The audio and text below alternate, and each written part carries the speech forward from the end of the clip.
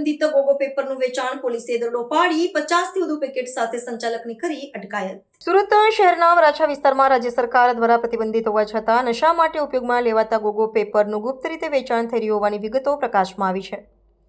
વરાછા પોલીસને મળેલી ચોક્કસ બાતમીના આધારે એક ડેરીમાં દરોડા પાડવામાં આવ્યા હતા. પ્રતિબંધિત ચીજવસ્તુઓનો જથ્થો મળી આવ્યો હતો. પોલીસે ઘટના સ્થળેથી 50થી વધુ નશાકારક કાગળના પેકેટ જપ્ત કર્યા છે. સરકારે યુવાધનને નશાના રવાડે ચડતું અટકાવવા આ સામગ્રી પર કડક પ્રતિબંધ મૂક્યો હોવા છતાં કેટલાક તત્વો બંધ બારણે આ ગેરકાયદેસર વેપાણ કરી રહ્યા છે. પોલીસની તપાસમાં ખુલાસો થયો છે કે વરાછા સ્થિત ડેરીના માલિક દ્વારા સામાન્ય ચીજવસ્તુના વેચાણની આડમાં નશાકારક સામગ્રી ગ્રાહકોને પૂરી પાડવામાં આવતી હતી.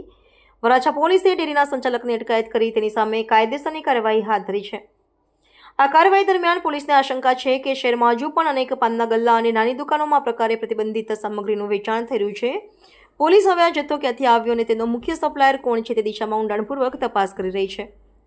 શહેરમાં વધી રહેલી નશાની પ્રવૃત્તિઓ સામે પોલીસ કમિશનરના આદેશ બાદ તપાસ તેજ કરવામાં આવી છે.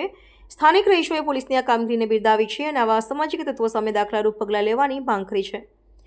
વહીવટીતંત્ર દ્વારા સ્પષ્ટ કરવામાં આવ્યું છે કે પ્રતિબંધિત નશાકારક ચીજવસ્તુના વેચાણ બદલ દુકાનનું લાયસન્સ રદ કરવા સહિતના કડક પગલાં લેવામાં આવશે. આગામી દિવસોમાં સુરતના અન્ય વિસ્તારોમાં પણ શંકાસ્પદ સ્થળોએ આકસ્મિક તપાસ અને દરોડા પાડવાની ઝુંબેશ ચાલુ રાખવામાં આવશે.